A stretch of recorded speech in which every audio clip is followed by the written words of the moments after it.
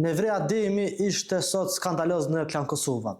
Gjuha e gazetarit nga Tetova ishte qëndërzuar mbi paragjykime, fajsim viktimës dhe stereotipe gjinore. Në Klan Kosova, Nevriu foli për ngjarjen tragjike të studentes nga Gjakova, Darsa Spahiu, e cila fatkeqësisht ndroi jetë në Tetovë.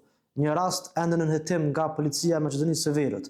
Deklarata e Nevriut ishte mos vetë skandaloze, duke akuzuar për përdorim të narkotikëve viktimën. Po ashtu e akuzoi viktimën si të lëvizshme. Vlen të theksoj që vajza ka qenë shumë e lëvizshme, në bazë të asaj që kam marrë edhe nga kolegët e saj në fakultet, thuhet se ajo ndoshta ka qenë edhe përdoruese lëndëve narkotike kohët e fundit. Me që një pak kontekstin në Tetovë, termi e lëvizshme ka ngarkesa kuptimore negative. Është cilësim pejorativ, ofendues e përçmues ndaj viktimës. Është si me thënë e përdal, që mos me përdor ndaj term më tron.